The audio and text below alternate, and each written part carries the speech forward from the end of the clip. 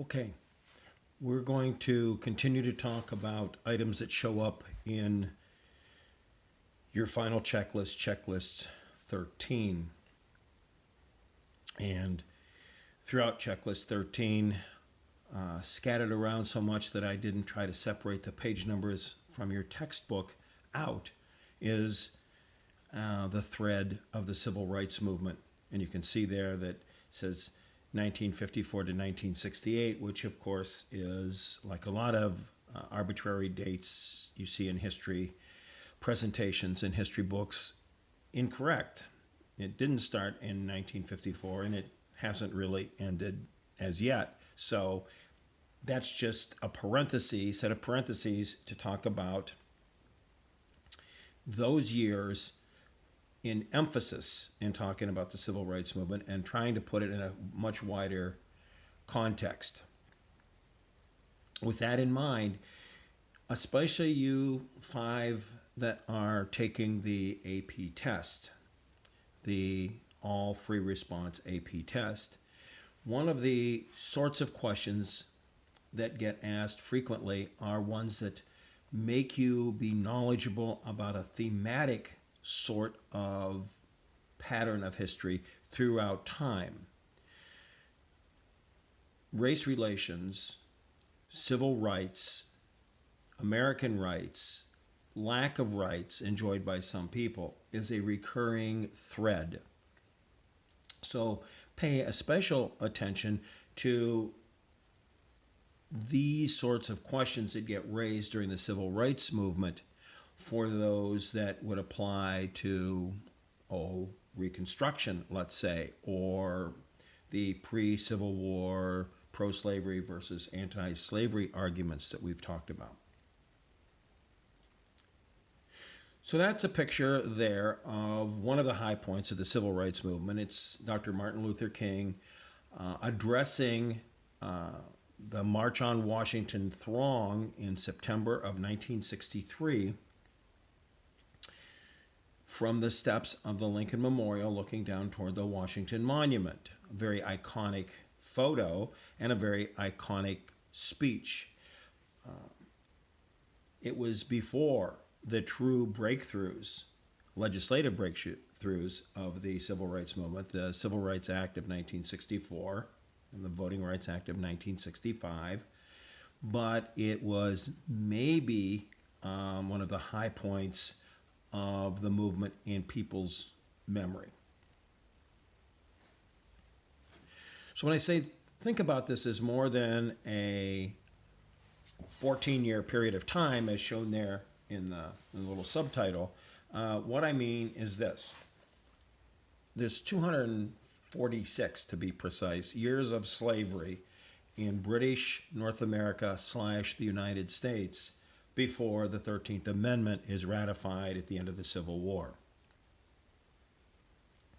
First British sale of African slaves in British North America was at Jamestown in 1619. And you know, because of the Civil War and because of popular culture, that we associate African American slavery with the antebellum pre-Civil War South. But the Old South wasn't the only place where slavery existed. You can see the pictures that show various depictions of cotton production in the Old South. But at the time of the American Revolution, at the time of the Battle of Lexington and Concord, there was slavery in all 13 of the colonies. It was an American institution, not a Southern institution. By the time it ended, it existed in the South only. But that's a process of change over time. The other thing to keep in mind is that besides the force of slavery, grabbing somebody up with a gun and chaining them up and putting them on a ship and sending them across an ocean and dumping them out and selling them, what was involved? Well, to do that, there had to be a mindset that said it was okay. Slavery exists in the Bible. Slavery existed in ancient civilizations. This is particularly go and buy a product someplace else, bring it here and sell it, and have it be a slave for life, property for life. And the children of that property also was property. So that's a difference in magnitude of what traditional ancient slavery had been.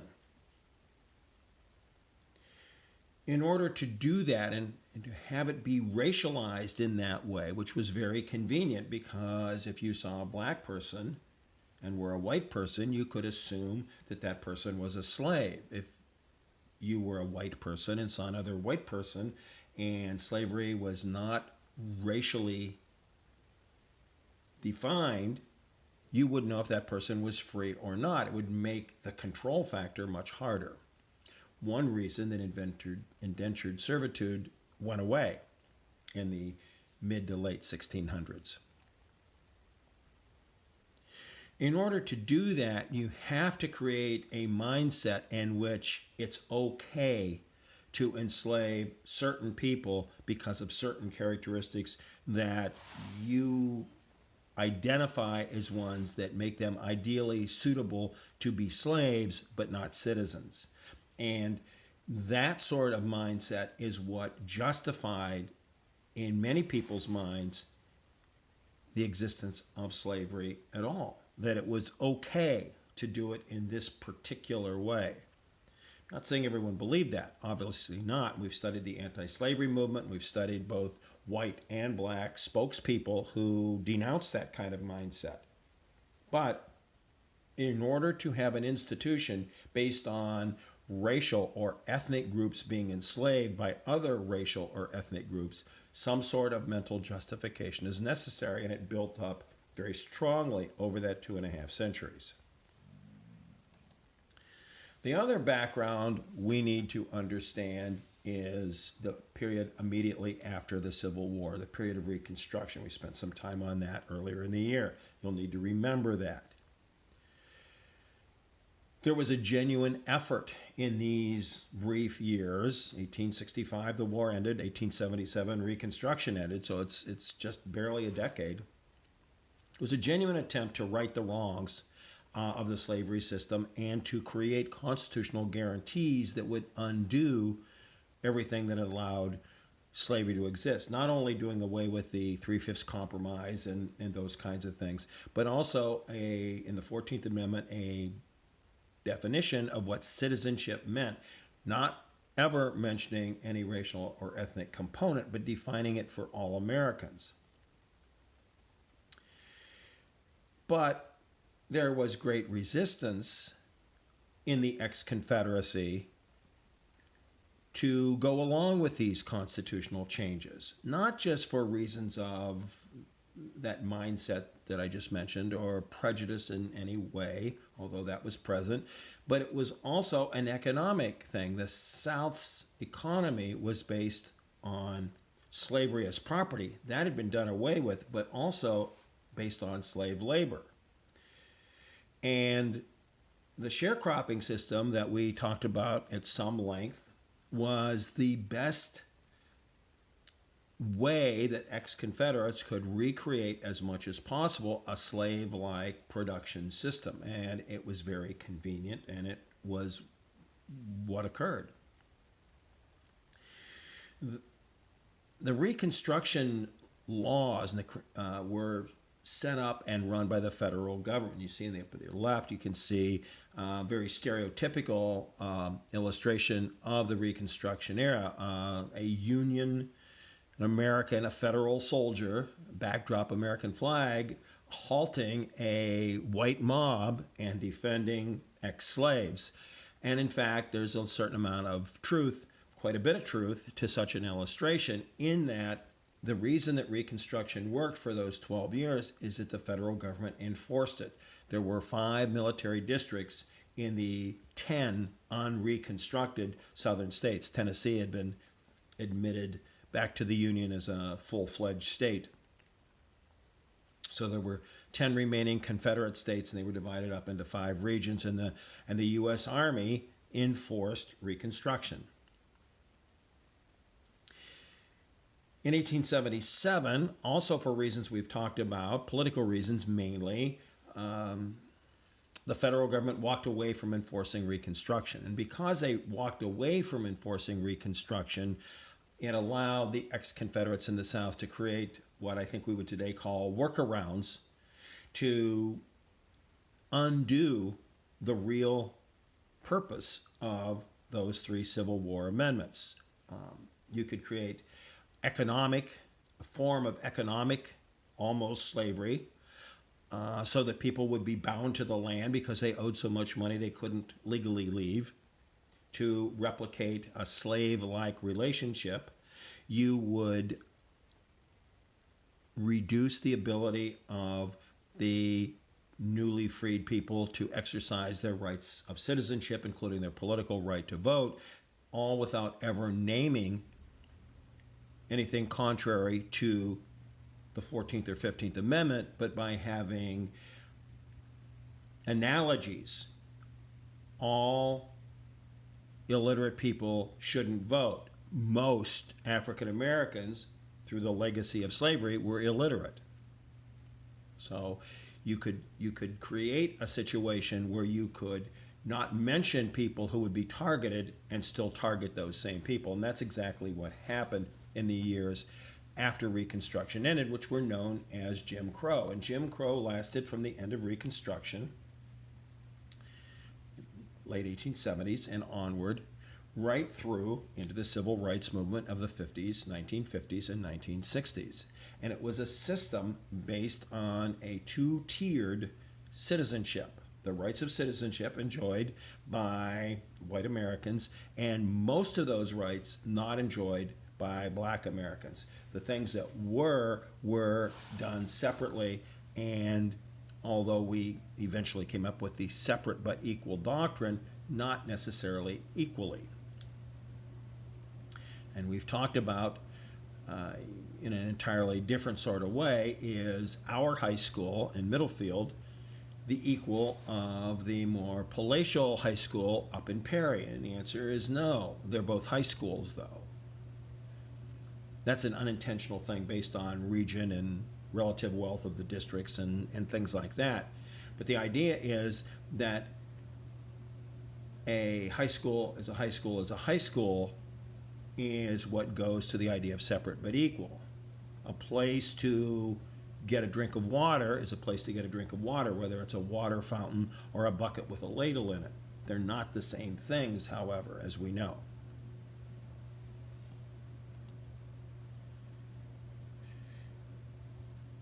And the sharecropping system, already mentioned, is one that very heavily recruits African Americans. Asterisk, big asterisk, that not all sharecroppers are black. Absolutely not. Poor white farmers are often tenants who share their crop and work for the man and barely can get out from under it, and probably can't get out from under it, and end up owing more at the end of a productive year than they made. But it was a snare that caught almost all of the African American ex-slave population in the South. So that while not all sharecroppers were black, most all blacks ended up caught up in sharecropping.